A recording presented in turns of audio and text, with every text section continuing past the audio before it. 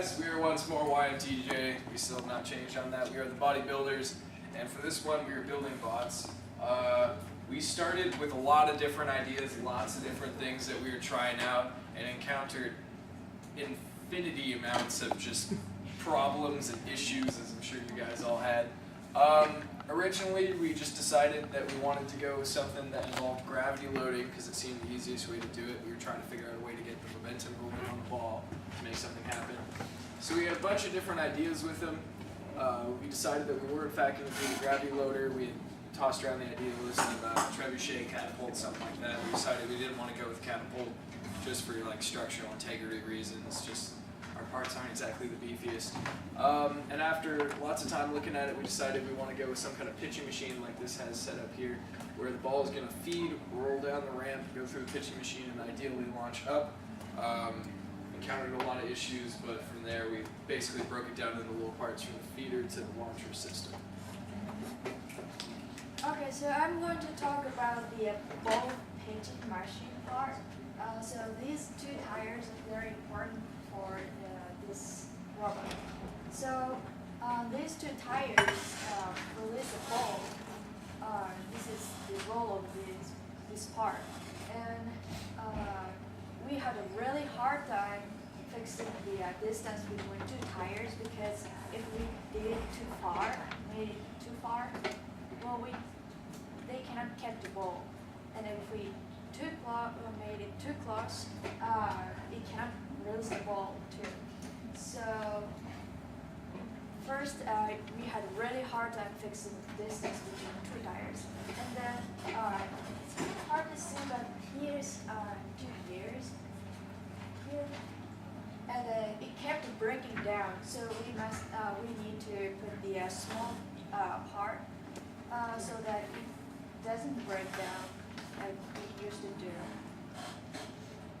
And so if you see this idea, kind of, we just were wondering how we should feed these balls in, because obviously the gravity kind of, you have to have some type of system to load it in.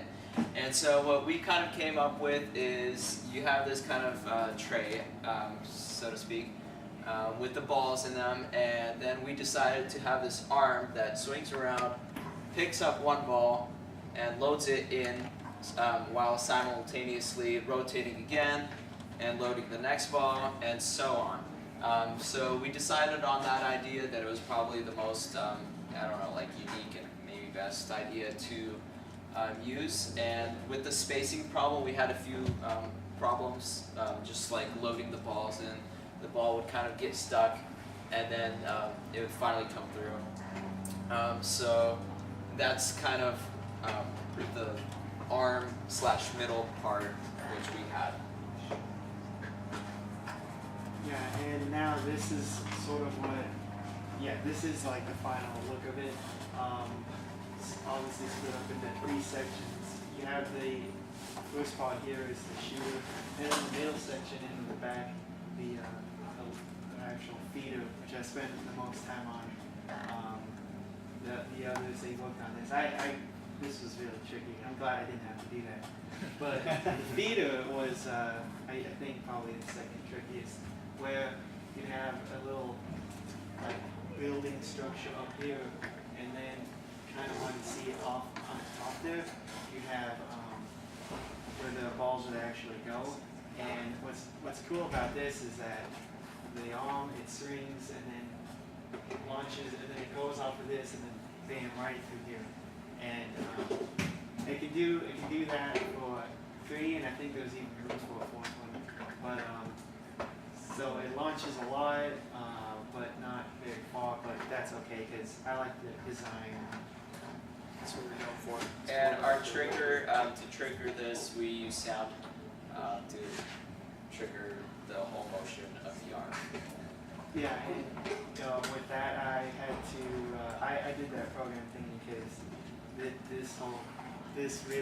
program really relied on the back part. So where if you clap, it moves half a revolution and stuff, because I found if you had it both simultaneously, this moving and in this direction and that spinning, that there won't be enough time for the ball to get over here before the next one will be shooting. So that's what the clamping mechanism is. Thanks for watching, guys. Thank you.